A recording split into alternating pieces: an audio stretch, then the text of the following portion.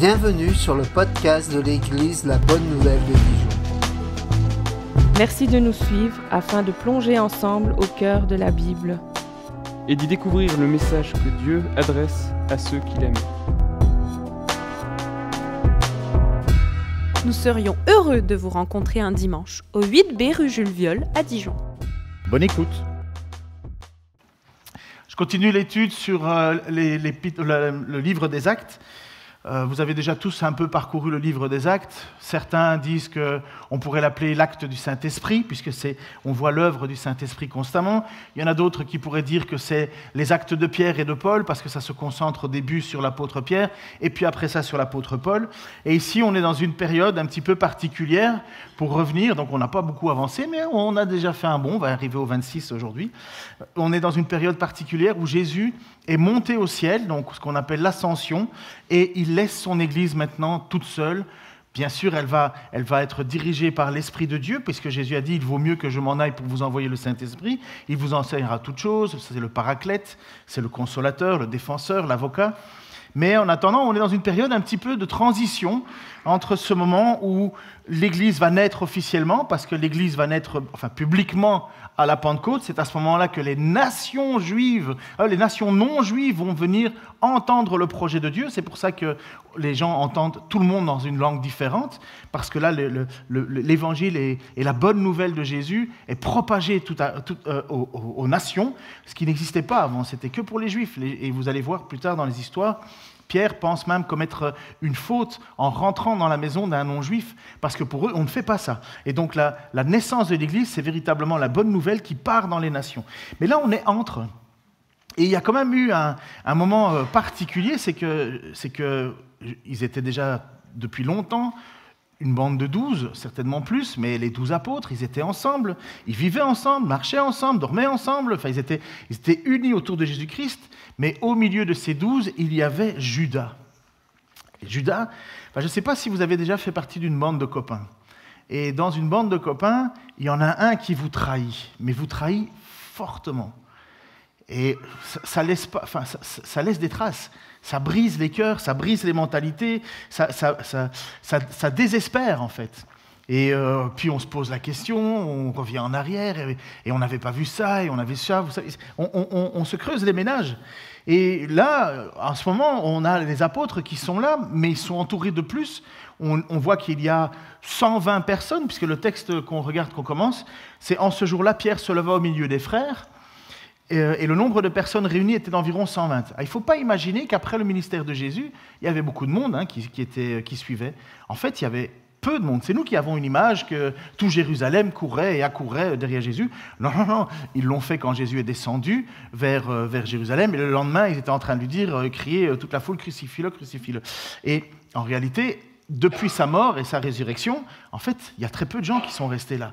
N'oubliez pas que quand Jésus a prêché autour du lac, pour savoir en disant « Mon corps est une vraie nourriture, mon sang est une vraie boisson, celui qui ne me mange pas, ce qui je suis finalement mourra », tout le monde était en train de dire « Mais de quoi il parle ?» Et le texte nous dit que tout le monde est parti.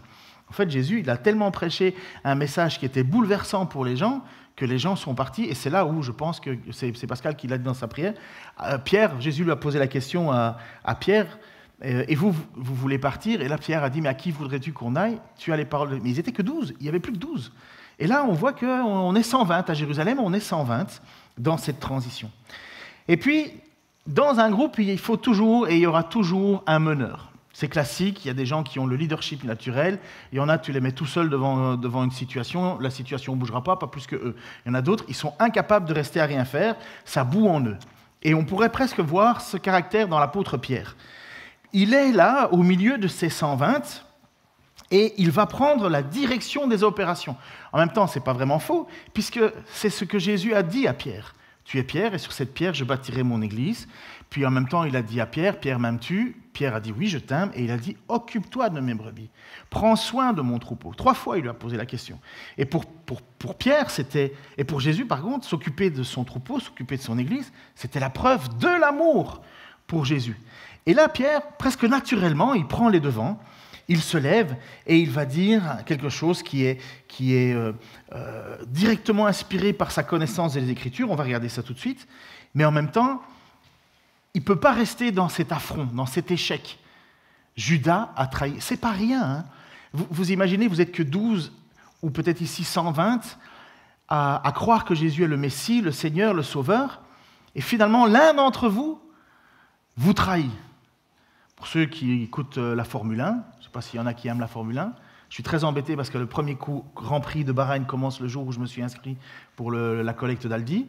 Mais je pense que je vais distribuer les flyers avec mon téléphone en même temps. Bref, pour ceux qui ne savent pas, j'aime beaucoup la Formule 1. Mais quand dans une équipe, vous avez quelqu'un qui fait défection, c'est toute l'équipe qui prend un coup.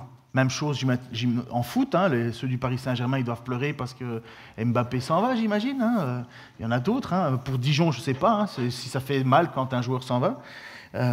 Mais dans l'équipe de Jésus, un qui part, alors que tu es occupé à devoir dire autour de toi, il est ressuscité, il y en a un, finalement, qui l'a trahi. Ça fait mal. Et Pierre va se lever en disant, il ne faut pas qu'on en reste là. Malgré que Pierre est un homme qui est perturbant, il a fait des fautes, il a fait des erreurs, il a eu des errances, mais c'est un passionné, c'est un zélé. Et pour lui, on ne peut pas rester comme ça après Judas. Et Pierre ne voit pas une fatalité dans ce qui s'est passé. Ah, t'as déjà mis le texte, je me disais bien pourquoi les gens n'écoutent pas ce que je dis. Je les voyais tous regarder le texte. Mais voilà, il ne peut pas rester sur cette fatalité. Et instinctivement, ce qui devrait être la norme de tous les chrétiens, il me semble, instinctivement, la parole lui vient en tête. Et il dit, homme frère, il fallait que s'accomplisse ce que le Saint-Esprit dans les Écritures a annoncé d'avance, par la bouche de David au sujet de Judas, qui a été le guide de ceux qui ont saisi Jésus. Il était compté parmi nous et il avait part au même ministère. Cet homme ayant acquis un champ avec le salaire du crime est tombé, s'est rompu par le milieu du corps et toutes ses entrailles se sont répandues.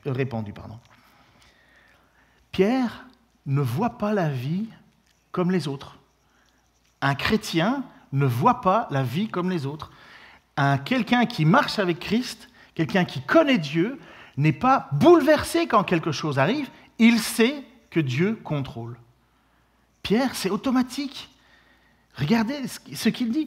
Il fallait que s'accomplissent les Écritures. J'imagine que beaucoup sont en train de dire « Ah, mais pourquoi ça nous est arrivé? Qu'est-ce qui s'est passé? On aurait dû faire ceci, on aurait dû faire cela. Oh, si j'avais pas fait ci, j'avais pas fait ça. » Pour Pierre, son discours est ailleurs.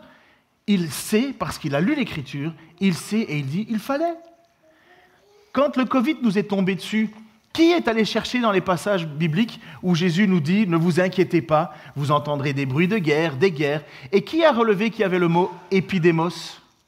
Qui ça l'a rassuré de savoir que Dieu était au contrôle de ce qui nous arrivait ? Moi, j'ai vu des chrétiens, mais complètement être retournés comme des crêpes en disant « Oh, on va mourir, on va mourir. » Hey, Dieu est au contrôle. C'est rien, là. On a assez d'hôpitaux pour s'occuper de nous. Et quand bien même un chrétien meurt, alléluia, il va voir Jésus. En quoi c'est une mauvaise nouvelle ? Oh, oui, pour ceux qui restent, mais Dieu est avec ceux qui restent. Et pour Pierre, c'est un automatisme. Dans sa tête, c'est automatique. Il fallait que ça se passe comme ça. Pierre n'est pas le meilleur, hein. Pierre n'est pas une espèce de surhomme. Pierre fait des bêtises. Il n'a pas voulu que Jésus aille à la croix parce qu'il voulait le garder. Il n'a pas tout compris. Pierre s'est fait quand même reprendre par Jésus en disant « Mais arrière de moi, Satan !» Pierre a renié Jésus en disant « Je ne le connais pas, je ne le connais pas. » Mais Pierre est quand même, pour moi, un apôtre modèle. Parce qu'il est tellement humain, tellement passionné, tellement zélé. Et lorsqu'il regarde tous ses frères, il est là, et pour lui, il se dit « Mais vous n'avez pas lu que ça devait se produire ?» Mais c'est ça, la vie d'un croyant. Et si on veut être un tout petit peu honnête, le Saint-Esprit n'est même pas encore là. Hein. Ils n'ont pas encore reçu le Saint-Esprit est toujours là, mais ils n'ont pas encore reçu ce baptême du Saint-Esprit. Ils n'ont pas reçu encore ce que un autre a dit dans sa prière, que ne vous inquiétez pas de ce qui arrivera, mais au moment, je pense que c'est Martin qui l'a lu, mais quand vous serez traduit en justice, le Saint-Esprit parlera pour vous. On n'a même pas encore reçu là. En fait, Pierre, il est comme un berger qui se réfère automatiquement à la parole. C'est pour lui un guide, mais c'est ce qu'on chante. Pour Pierre, c'est Tout ce qui se passe autour de lui, il le lit et il le voit à travers les Écritures.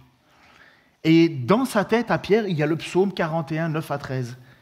Celui-là même avec qui j'étais en paix, qui avait ma confiance et qui mangeait mon pain, lève le talon contre moi. Toi, Éternel, aie pitié de moi et rétablis-moi, et je leur rendrai ce qui est leur dû. Je connaîtrai que tu m'aimes. Je connaîtrai que tu m'aimes si mon ennemi ne triomphe pas de moi. Tu m'as soutenu à cause de mon intégrité et tu m'as placé pour toujours en ta présence. Béni soit l'Éternel, le Dieu d'Israël, d'éternité en éternité. Amen.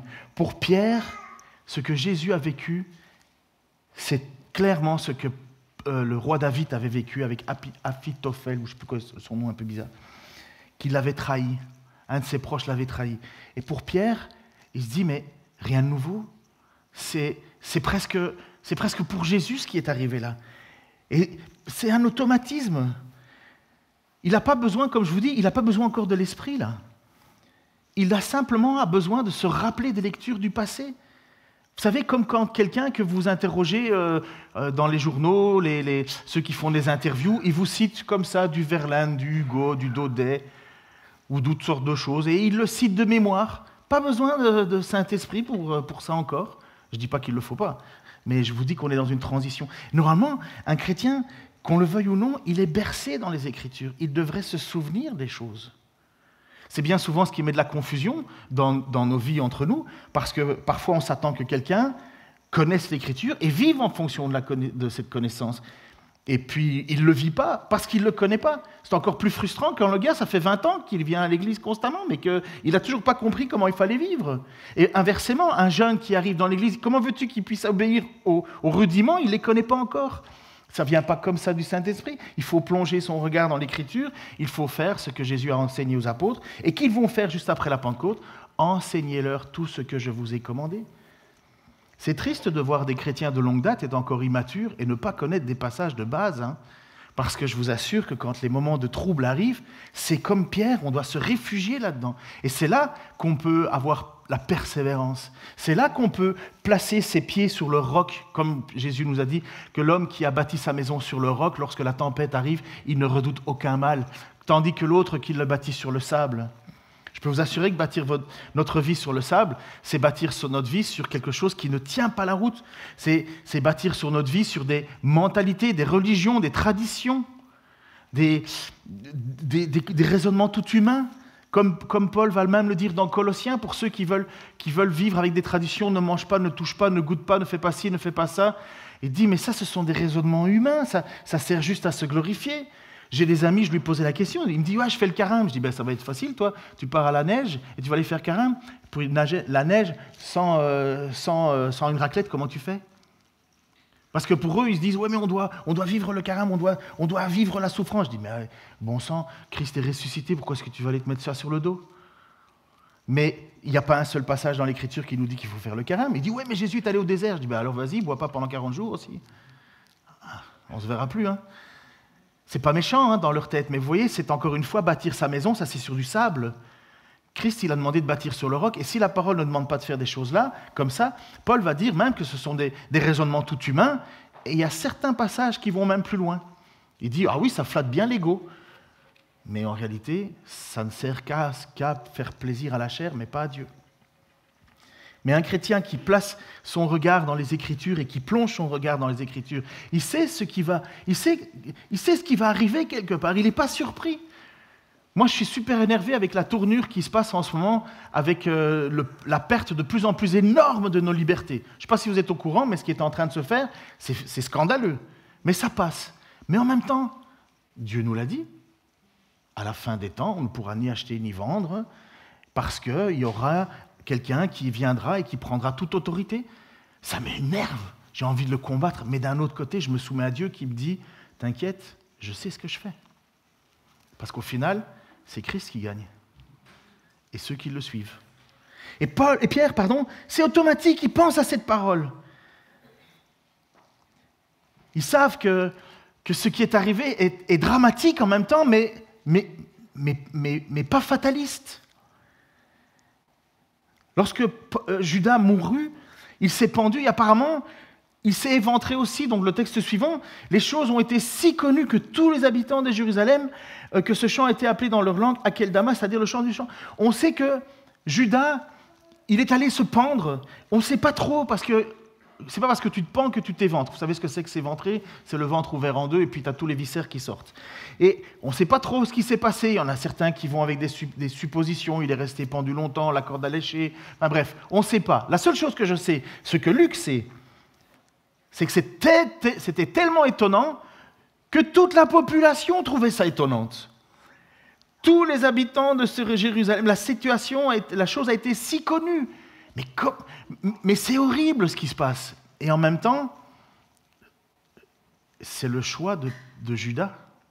Dieu est à l'arrière. Hein. Et c'était tellement grave qu'on a appelé un chant le chant du sang. Est-ce que c'est le sang de Judas qui a coulé ou est-ce que c'est parce qu'ils ont été achetés par le prix du sang? On ne sait pas. Mais en attendant, tout le monde sait qu'il y a un chant qui est lié à Judas. Jetons un petit regard en arrière. Donc revenons sur notre passage. Hommes, frères, il fallait que s'accomplisse ce que le Saint-Esprit a dit dans ses Écritures.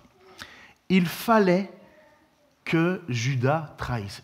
Maintenant, mettez ça bien dans une case dans votre cerveau pour réfléchir à l'implication de ce qui vient être dit. Pour ceux qui sont les grands défenseurs du libre arbitre, c'est mon choix, ma vie, mes décisions. C'est-à-dire que l'homme décide, je vais là et puis Dieu va composer avec. Ce sont ceux qui disent que c'est moi qui me convertis. Finalement, c'est nous qui faisons plaisir à Dieu de se convertir parce qu'on a fait notre choix dans ce que le monde nous proposait et on a décidé, je vais prendre Jésus, c'est le mieux. Moi, je ne vois pas ça comme ça. Moi, je vois plutôt Dieu qui est en arrière de tout et qui nous choisit ou ne nous choisit pas. Il n'est pas choisi parce qu'on est le meilleur, mais on est choisi parce que le bon vouloir de Dieu. Et Judas, il avait été choisi pour être le fils de la perdition. Jésus va prier en disant, je te remercie en parlant des apôtres, je te remercie au Père que je n'ai perdu aucun de ceux que tu m'as donnés, si ce n'est le fils de la perdition. Alors il y en a certains qui sont complètement fâchés en disant, mais bon sang, ça veut dire que je n'ai pas mon libre arbitre, ça veut dire que en fait, les chrétiens sont des robots et on est des marionnettes articulées par les mains de Dieu. Moi, honnêtement, je vous avoue que je n'ai pas un problème à ce niveau-là. Parce que j'ai plus confiance en Dieu qu'en moi. Moi, j'ai plus confiance en Dieu qu'en moi. Et puis, deuxièmement, mon Dieu n'est pas une espèce de colérique insensé. Mon Dieu est 3 fois saint. Mon Dieu sait ce qu'il fait. Mon Dieu est glorifié par celui mon Dieu est glorifié par celui qui est choisi pour le glorifier, et mon Dieu est glorifié par celui qui n'est pas choisi pour le glorifier. Dans tous les cas, Dieu est glorifié. Et Judas se retrouve là, et on fait quoi avec Judas? En attendant, ça n'enlève pas la responsabilité de Judas. Personne ne peut dire ici, je me suis sauvé moi-même. J'ai atteint les buts de Dieu. Personne ne peut faire ça. En fait, on est tous condamnés. Et Dieu vient nous offrir la grâce de son pardon. Il y a encore une différence entre ceux qui ont entendu et ceux qui vont persévérer, puisque nous sommes appelés à persévérer. Mais Judas, lui, il a fait le menteur du début à la fin. Il était voleur depuis le début. Mais pourquoi Jésus l'a choisi? Puisque Jésus sait tout. Je vous pousse un peu plus loin dans vos raisonnements, mais bon, comme dit l'Hébreu, on ne va pas en rester au petit lait, on n'est pas des chrétiens de première heure. Mais on va plus loin dans nos raisonnements. Pourquoi Jésus a choisi Judas? Pourquoi, dans certaines situations, nous avons des personnes qui nous semblent être des obstacles? Pourquoi Pharaon, qui s'obstine alors que Moïse est envoyé? Moïse est envoyé par Dieu, avec la puissance de Dieu. Et pourquoi Pharaon s'obstine? Parce que Dieu est en train d'obstiner Pharaon. Mais pourquoi? Mais afin que quand le peuple sorte d'Égypte, tout le monde puisse dire, c'est grâce à Dieu, et pas à la force de Moïse, ni à la force des hommes. Mais c'est seulement par la force de Dieu. Et cette sortie d'Égypte, on la connaît nous encore. Vous savez que les archéologues n'y croient pas. Hein? Ils ne croient pas que le peuple juif est allé en Égypte. Parce que le monde a voulu effacer ça. Certainement les Égyptiens, trop fiers d'avoir vécu cet affront, ont certainement effacé le nom partout où ils pouvaient. Vous savez, c'était classique. Hein? On efface le nom de quelque chose et partout où on a un nom qui est écrit, on efface, on efface, on efface. Je ne sais pas si vous savez, mais c'est ce qui est en train de se passer avec Internet. Il y a bien de choses qui disparaissent. Et la mentalité, la mémoire est changée. C'est comme ça. Rien de nouveau sous le soleil. comme dirait l'Ecclésiaste. Et pour Pierre, c'est évident, il fallait que la chose s'accomplisse. Mais il laisse quand même, Judas à ses propres pulsions. Dans l'Écriture, si vous lisez dans l'Épître aux Romains, il est dit, puisque les hommes n'ont pas... vous connaissez tous ce passage, ils sont donc inexcusables parce que ce qu'on peut connaître Dieu est évident dans la nature. Finalement, si quelqu'un se pose la question de l'existence de Dieu, il suffit de regarder comment le monde fonctionne, l'univers fonctionne, l'infiniment grand, l'infiniment petit, même regarder la naissance d'un enfant ou une petite cellule, toutes ces choses-là, on ne peut pas ne pas dire « Waouh, c'est du hasard ». On est obligé, si on est un tout petit peu... Il y a quelque chose en arrière.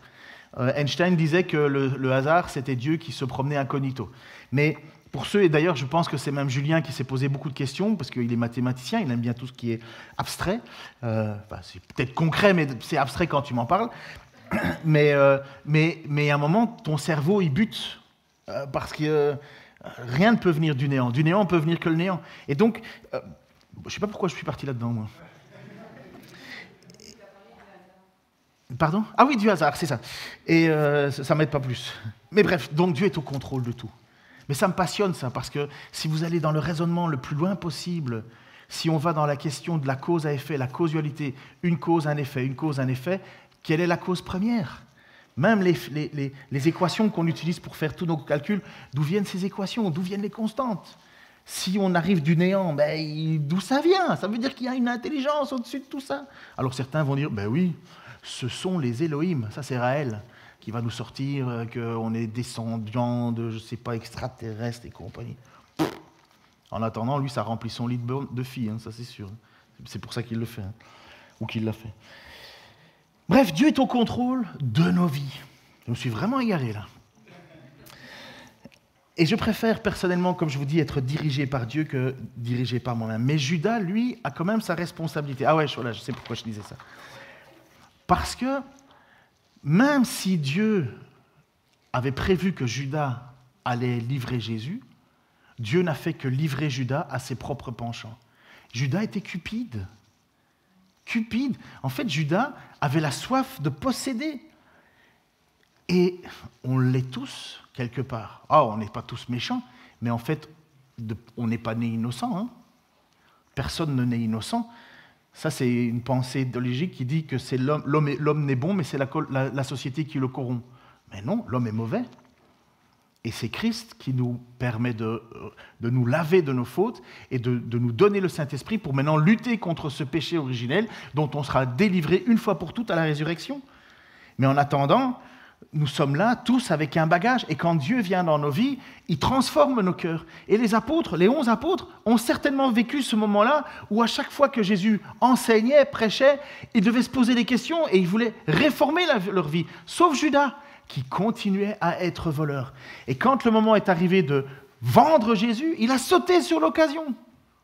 Et certainement les autres se sont dit, mais ça fait 3 ans qu'il est avec nous, et il n'a pas changé. Bon, pour ceux qui le savent, j'ai travaillé à la brigade judiciaire de la police de Bruxelles comme photographe. Et je me souviens, un jour, on avait été appelé sur un meurtre. Donc c'était dans un café, un estaminet, je ne sais pas comment on dit ici, un endroit tranquille où on discute avec les copains, on rigole après le boulot. Et en fait, on est descendu parce qu'il y avait un type qui avait il était dans un sac poubelle, enfermé dans un KGB, enfin un KGB, vous savez ce que c'est, hein, là où on met les produits de nettoyage, et dans la cave. Et moi, je me souviens, moi j'étais là pour faire les photos, hein, et à un certain moment, on se dit, mais qu'est-ce qu'il fout là ? Qu'est-ce qui s'est passé ? Parce qu'on essaye tous de savoir. En fait, le gars avait passé toute sa soirée à se vanter qu'il avait gagné un ticket de loto. Donc vous savez comment ça va, hein, on boit un verre, c'est toujours celui qui pisse le plus loin entre gars et compagnie, je fais le malin. Et il avait tellement fait le malin en disant qu'il avait soi-disant gagné un ticket de loterie, qu'il y en a un autre qui il l'a tué. Le barman, en fait, l'a tué. Un peu con, le barman, puisqu'apparemment il va le mettre dans sa propre pièce. Tu ouvrais la pièce et puis tu voyais un truc emballé en plastique. Finalement, en fait, c'était de la cupidité. L'un était idiot de vouloir se vanter d'avoir quelque chose qu'il n'avait pas. L'autre voulait attraper ce billet de loterie, parce que vous savez qu'un billet de loterie, une fois que tu l'as, tu vas le toucher, il n'y a pas ton nom dessus, tu prends ce que tu veux. Et au final, il n'y avait rien. C'était du vent. Donc vous imaginez un gars qui est mort et emballé dans un sac poubelle, et un autre qui est en prison, juste pour la cupidité. Juste par cupidité. Alors oui, c'est puissant la cupidité. Et cette cupidité était très puissante dans Judas. Elle était tellement puissante qu'il est arrivé à réussir à vendre Jésus-Christ pour 30 pièces d'argent. 30 pièces d'argent, c'est le montant d'un esclave. Hein. 30 pièces d'argent. Il a vendu son maître. 3 ans qu'il marche avec lui, 3 ans qu'il le voit faire des choses extraordinaires. Ça fait 3 ans que son cœur n'a pas été touché, alors qu'il a eu l'occasion plus d'une fois, et ça fait 3 ans qu'il est là, et dès qu'il a une occasion de se faire un peu de sous, qu'il avait déjà fait avant, parce qu'il est dit clairement qu'il piquait dans la caisse, et bien voilà qu'il se fait, maintenant il va faire l'incommensurable, il va vendre Christ. Mais on ne se fout pas de la tête de Dieu, pardon pour l'expression, on ne se moque pas de Dieu. Et Judas s'est retrouvé dans une situation où il a dû combattre ses propres démons. Et il y en a beaucoup qui luttent comme ça. Je ne sais pas comment ils font pour vivre, mais avec le remords, avec le regret, avec le conflit intérieur, des gens meurent profondément intérieur d'avoir comme une faute de ne pas vouloir l'avouer, la confesser. C'est ce que David vit quand vous lisez le psaume 51. Il dit « Lorsque je me suis tu », parce qu'il avait couché avec une femme, Bathsheba, et il avait fait mourir son mari pour faire enfin bref, non seulement adultère, violeur, et en plus assassin, et en plus maniganceur, et il s'était tu, il n'avait rien dit. Et dans le psaume 51, il dit « Lorsque je me taisais, je brûlais de l'intérieur ». Il y en a combien qui vivent leur vie comme ça, avec un fardeau qu'ils essayent sans arrêt d'éteindre. Alors on prend soit de la drogue, soit de l'alcool, soit des sorties, soit de boulot, soit n'importe quoi, mais on essaye de faire taire ces choses-là. Et Judas n'a pas réussi à le faire taire, ce remords. Il a essayé, il a voulu essayer de réparer les pots cassés, mais c'était mort dès le départ. Matthieu 27, 3, 10 nous dit qu'en voyant que Jésus était condamné, Judas, qui l'avait trahi, fut pris de remords. Il alla rapporter au chef des prêtres et aux responsables du peuple les 30 pièces d'argent. Il leur dit « J'ai péché en livrant un innocent à la mort. » Mais ils lui répliquèrent « Que nous importe, ça te regarde. Tant pis pour toi. » Cet homme qui, je ne pense pas qu'il est dans une repentance, hein, il est juste dans le regret là. Et finalement, il se retrouve non pas avec des gens qui disent « Écoute, on va t'aider, on va régler les choses, c'est vrai que c'est une erreur. » Non, il tombe devant des gens encore pires que lui. Des religieux hypocrites. Il n'y a rien de pire dans les yeux de Jésus. Judas jeta les pièces d'argent dans le temple et partit, alla se pendre. Les chefs des prêtres ramassèrent l'argent et déclarèrent « Regardez comment c'est des mauvais.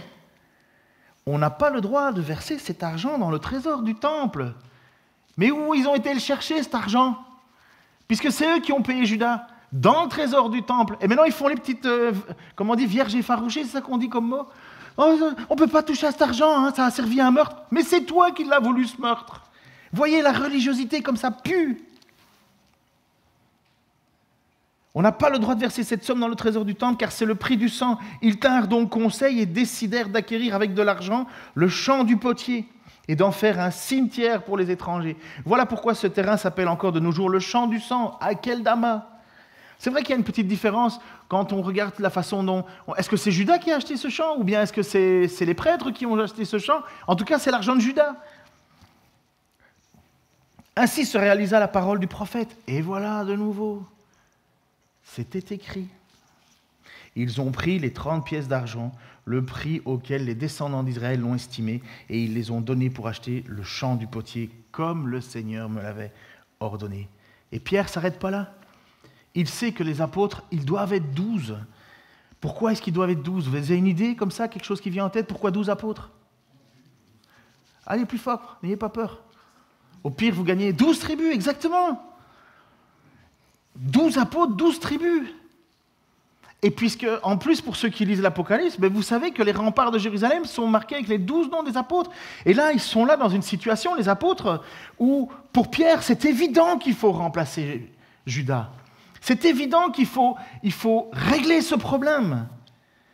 Et qu'est-ce qu'il dit? Or, il est écrit dans le livre des psaumes, encore une fois, l'apôtre Pierre se souvient de ce qui est écrit.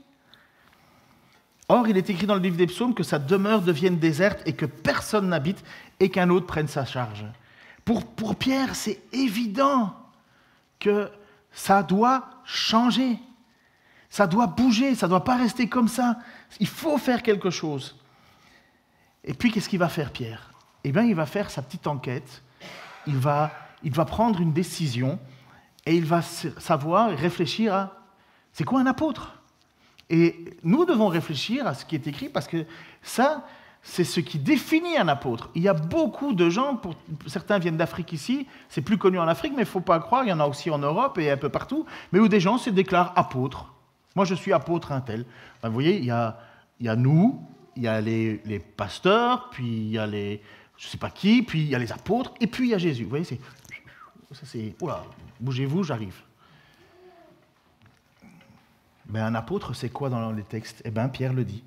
Versets 21-23, « Il faut donc que, parmi ceux qui nous ont accompagnés tout le temps que le Seigneur Jésus a vécu avec nous, depuis le baptême de Jean jusqu'au jour où il a été enlevé du milieu de nous, il y en ait un qui nous soit associé comme témoin de sa résurrection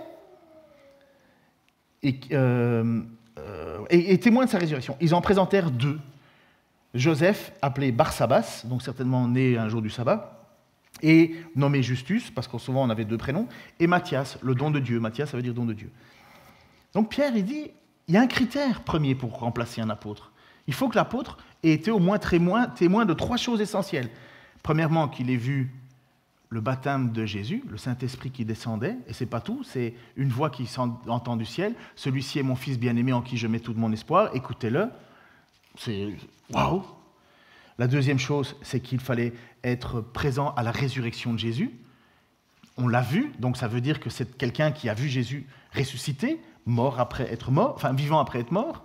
Et puis la troisième chose, c'est quelqu'un qui devait être là lors de l'ascension de Jésus, lorsque Jésus est monté de la terre vers le ciel. Vous connaissez cette chanson « Tu viens du ciel sur la terre » enfin, bref, comme ça vous pouvez là. En plus, on fait des gestes. Hein. Mais un apôtre, au sens strict, c'est ça. Et il n'y en a pas 10, il y en a 2.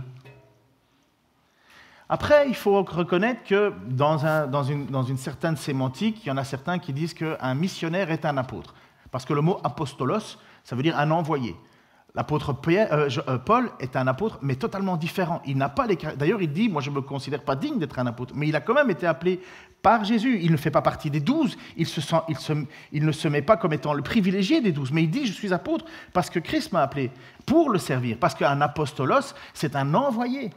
Un apostolos, c'est quelqu'un qui part d'une église avec une mission à aller accomplir. Mais on ne parle pas de l'autorité apostolique, là. Des mouvements chrétiens qui disent « mais nous, on a l'autorité apostolique », ça voudrait dire alors que tu as vu Jésus, tu étais présent au baptême de Jésus, tu étais présent à la résurrection, tu l'as vu, il a mangé avec toi, et puis tu as vu son ascension. Personne ne peut dire ça. Et Pierre est très conscient que pour définir un apôtre, il faut ça. Sinon, c'est usurper de l'autorité. Hein. Que celui qui veut être grand parmi vous soit le plus petit. Hein. Que celui qui veut être apôtre, qui commence par laver les pieds de tout le monde. C'est ce que Jésus avait annoncé, hein, dans la chambre haute. Il faut faire attention à tout ça. Il faut arrêter de vous faire manipuler. Hein. Enfin, je dis vous, de façon générale. Hein. Nous aussi, moi aussi. Mais il faut veiller, il suffit de plonger son regard dans l'Écriture. Si quelqu'un me dit « moi je suis apôtre », et ben, je dis « tiens, t'as vu Jésus à l'ascension, toi ?» Quoi? Ben oui, mais c'est ce que Pierre dit. Il faut donc que parmi ceux qui nous ont accompagnés, il le faut, c'est un impératif. C'est ça le cahier des charges. Et voilà pourquoi nous ne croyons pas, et je ne crois pas à l'autorité apostolique. J'y crois pas. Moi, je vois, désolé de dire ça comme ça, mais de l'orgueil spirituel. C'est quelqu'un qui veut se croire au-dessus des autres. Mais moi, je ne me soumets pas à lui, pas du tout. Après, vous, faites ce que vous voulez, mais moi, c'est hors de question. Je ne veux pas me mettre sous un faux joug. Puis je vois bien que la mentalité de ces gens, c'est de l'escroquerie. C'est ce que dit l'Épître de Jude. Notre frère Franck, première fois qu'il prêchait dans notre église, il nous avait fait un beau topo, je crois qu'il avait fait en 10 fois ou 5 fois. L'Épître de Jude, c'est un chapitre, c'est pas long. Hein. Ça montre la condamnation qui est déjà sur ces hommes.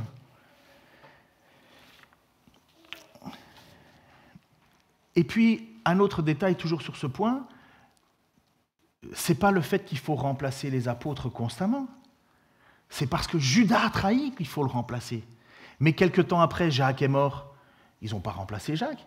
On n'a pas besoin d'avoir constamment 12 apôtres. C'est le fait que lui ne l'a jamais été.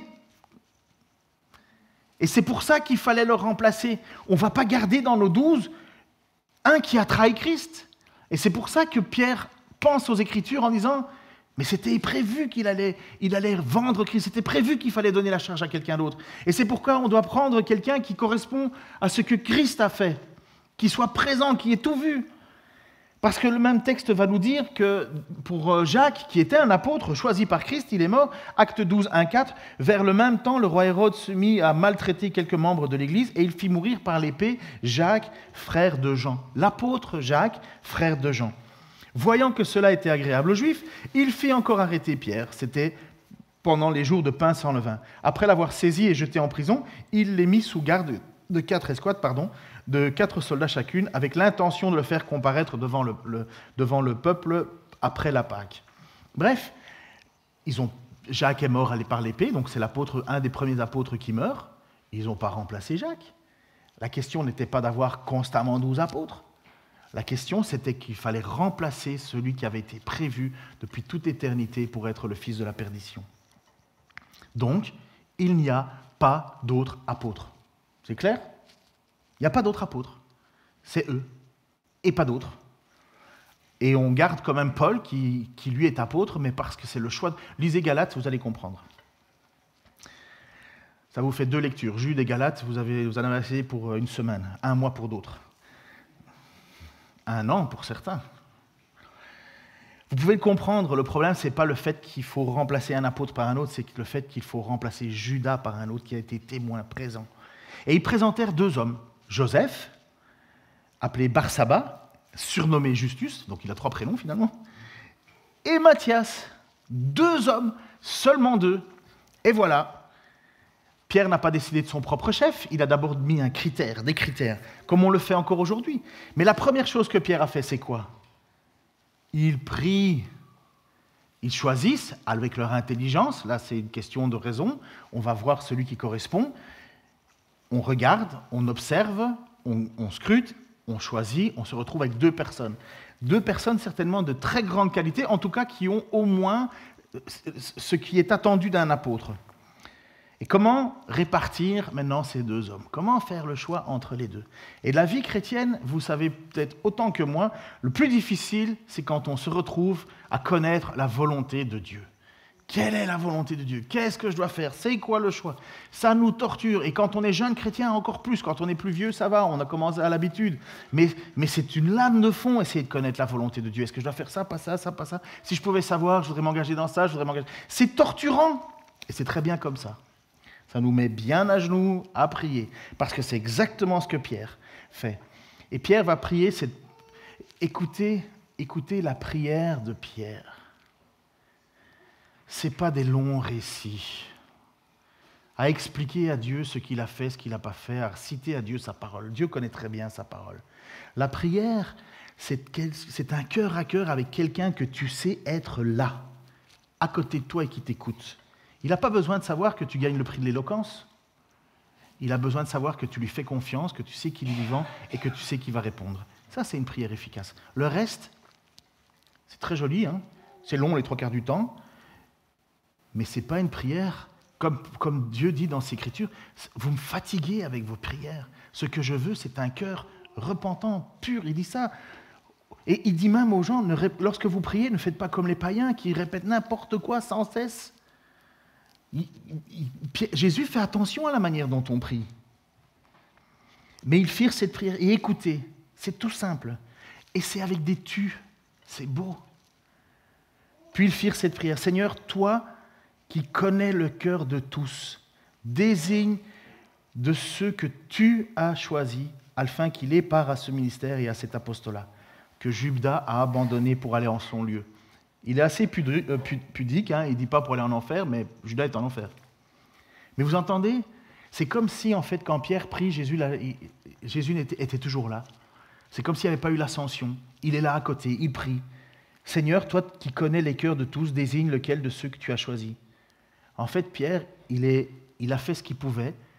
il a pris la parole, il a été zélé, il a bougé les autres, il n'a pas aimé le statu quo, et en même temps, maintenant, il est devant une décision que lui ne veut pas prendre.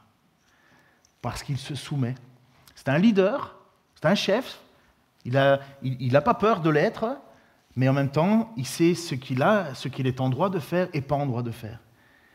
Et il se met à prier. Parce que tu fais comment quand tu as 2 personnes de qualité devant toi? Un bakshish? Tu fais comment? Tu as 2 personnes de qualité devant toi. Comment tu fais? Parce que moi, je peux, comme lui, savoir qui était présent à l'ascension, qui était présent à la résurrection, qui était présent le jour du baptême. Je peux le faire, c'est pas compliqué. Mais moi, je ne peux pas voir ce qu'il y a dans le cœur des gens. Et c'est bien souvent comme ça qu'on se trompe quand on fait des choix dans des églises. Et c'est super compliqué après pour les élever. C'est pour ça qu'il est dit n'impose pas les mains trop vite. Parce qu'on peut voir quelqu'un très bien bouger, très bien faire des choses, mais le cœur, je ne le connais pas. Et c'est ça que Pierre dit. Il dit, toi, tu connais le cœur de tous. Jésus est capable, il est vivant. Jésus est capable de dire, je vais prendre lui et pas lui. Et comment ils font? Parce que ça, c'est bien. Et comment ils font pour choisir alors? Et bien là, ça nous surprend. Alors, il faut accepter, c'est surprenant. Rien de nouveau pourtant, parce que ça avait déjà bien existé. Verset 26, ils tirèrent au sort et le sort tomba sur Matthias. Matthias qui fut associé aux 11 apôtres. Vous voyez le monde Matthias une fois, vous ne le verrez plus jamais après. Disparu. Comme la majorité, il y a beaucoup d'apôtres, en fait, on ne sait pas trop leur vie, on ne connaît pas. Mais voilà, on tire au sort, tout simplement. Alors, c'est là où il faut maintenant aussi prendre ce passage et réfléchir à notre façon de penser la vie.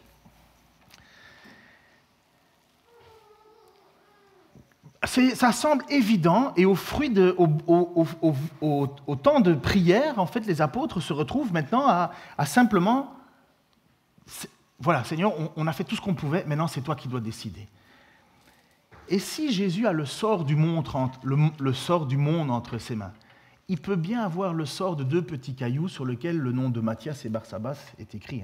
Parce qu'en fait, on pense que c'est comme ça que les choses se faisaient. On prenait 2 cailloux, on mettait le nom de l'un et de l'autre, et puis on mettait dans une boîte, on secouait, et puis on prenait, enfin, on tire au sort, quoi. C'est pas expliqué, il y a juste marqué tirer au sort. Et puis on tire au sort et on dit voilà, c'est Dieu qui a décidé. Ça paraît fou, hein? Moi, je trouve que ça paraît fou, mais en même temps, si Christ est à côté, si tu le pries, si tu lui demandes son aide, sa direction, si tu dis, voilà, nous, on doit décider, et on a fait ce que nous, humainement, on pouvait faire, on a mis les critères, on n'a pas décidé comme ça en l'air, on n'a pas fait 60 noms, et puis on va en jeter... non, on a fait ce qu'on avait à faire, on s'est basé sur l'Écriture, on sait que toutes les démarches qu'on fait sont basées sur l'Écriture, on sait qu'en plus, on t'a demandé maintenant, Seigneur, on t'a prié pour que tu interviennes, maintenant que ma main soit ta main, tu vois ce que je veux dire, ou que ta main soit ma main.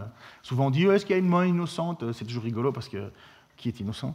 Mais on dit, Seigneur, c'est toi qui vas décider. Est-ce que c'est une folie de faire ça? Ben moi, je ne pense pas que c'est une folie. Sinon, il ne l'aurait pas fait, sinon Dieu ne l'aurait pas permis. Il y en a certains, des commentateurs, qui considèrent que, ah non, c'est pas bien, c'est pas bien. Ah ben, je trouve qu'ils ont bien du toupet de dire que c'est pas bien. Il y en a qui disent, oui, mais Pierre s'est précipité, il aurait dû attendre, il a voulu aller trop vite, il fallait attendre que Jésus choisisse l'apôtre Paul. Mais non, c'est pas vrai. Il n'y a rien qui soutient ça. Ça, c'est une volonté de vouloir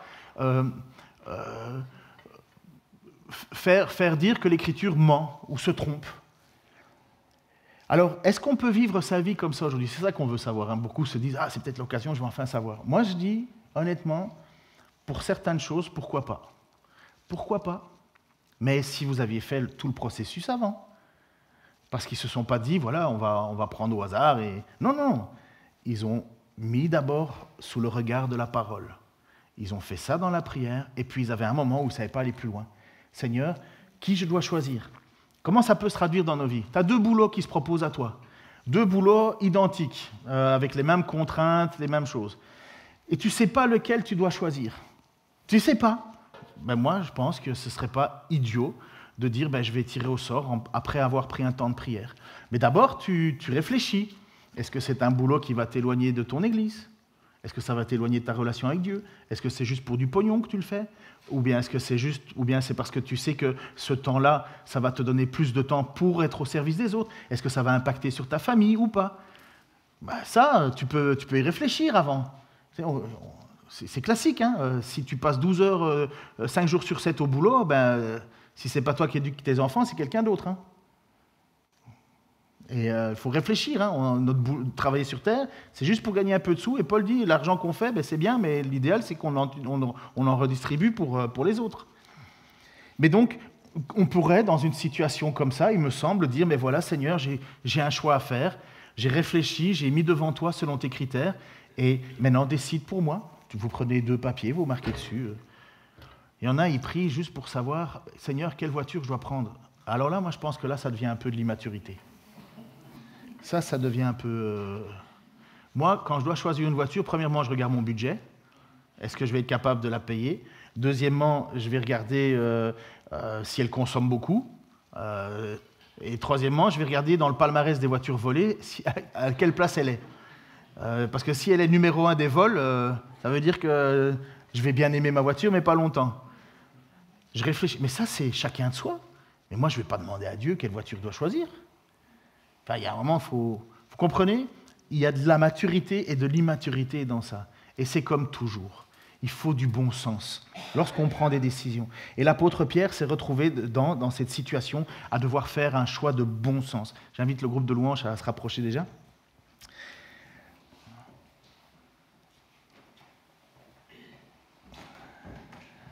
Il faut savoir que le tirage au sort existait dans l'Ancien Testament. Ça s'appelait le Urim et le Purim.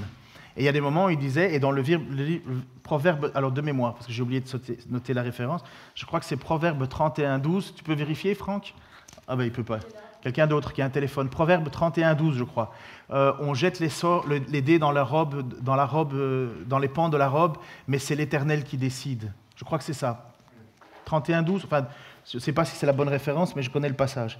On jette les dés dans le pan de la robe, mais c'est Dieu qui fait décider le choix. 16:33. Bon, mais merci. Vous voyez pourquoi vous avez voté pour un ancien? Proverbe. Donc, vas-y, lis-le, s'il te plaît. S'il te plaît.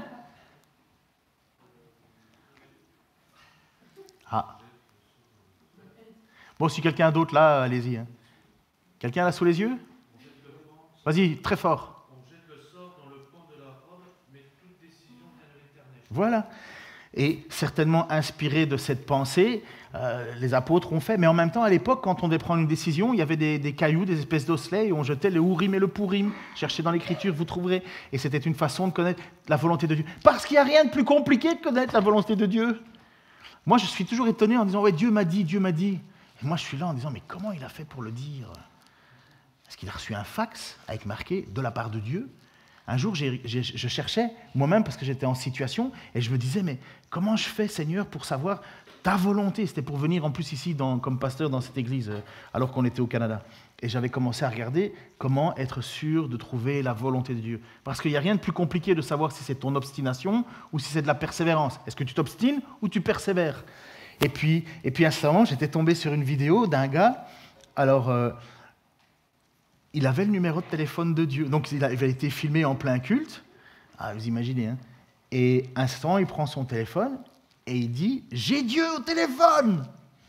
C'est le moment! Si vous avez des questions, j'ai Dieu au téléphone! » Mais moi, je me suis dit « Mais il va se faire jeter des chaises dessus. L'église va le jeter dehors. » Mais non, tous ces...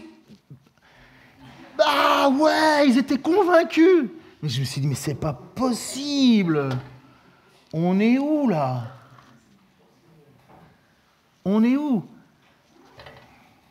Alors, il ne faut pas tomber dans cette immaturité-là, mais il faut faire confiance à Dieu. Et si vous avez fait ce qu'il faut faire, comme les apôtres, eh bien, vous pouvez, en toute sincérité, toute honnêteté, dire « Seigneur, j'ai besoin que tu me diriges. Toi, tu connais les cœurs. » Et peut-être commencer par soi-même, comme David dit. Sonde mon cœur au Seigneur et vérifie si je suis sur la bonne voie. Remets-moi sur les chantiers de justice, parce que c'est ce que l'on veut. Alors vous voyez pourquoi j'aime Pierre? C'est un homme entier qui dépend entièrement de Jésus. Père, merci pour ta grâce, merci pour ton amour. Merci pour nos frères que tu nous as donnés à ton service comme apôtres. Merci Seigneur parce que tu as marché à côté d'eux, Seigneur. Tu étais présent dans leurs décisions difficiles à prendre, dans leurs inquiétudes, leurs doutes, mais tu étais là. Tu leur as promis, Seigneur, je suis avec vous jusqu'à la fin des temps. Seigneur, tu nous le promets à nous aussi. Tu es avec nous, tu es là. Et je te prie, Seigneur, que pour chacun d'entre nous qui devons prendre des décisions, nous puissions, Seigneur, presque de façon imagée, te regarder face à face en disant, Seigneur, guide-moi, dis-moi. Père, en même temps, tu ne nous enlèves pas notre propre responsabilité. Et je te prie, Seigneur, que lorsqu'on te regarde, on n'ait pas à rougir de ce qu'on te demande, mais parce qu'on sait qu'on te prie selon ta volonté. C'est évident, Seigneur, que tu nous aimes. Tu en as payé le prix. Alors, Seigneur, encore une fois, reçois de simples choses de notre part, déjà ces temps de louange, mais aussi simplement nous tout entiers, Seigneur, qui est juste un culte raisonnable pour toi. À la gloire de ton nom, Seigneur Jésus. Amen.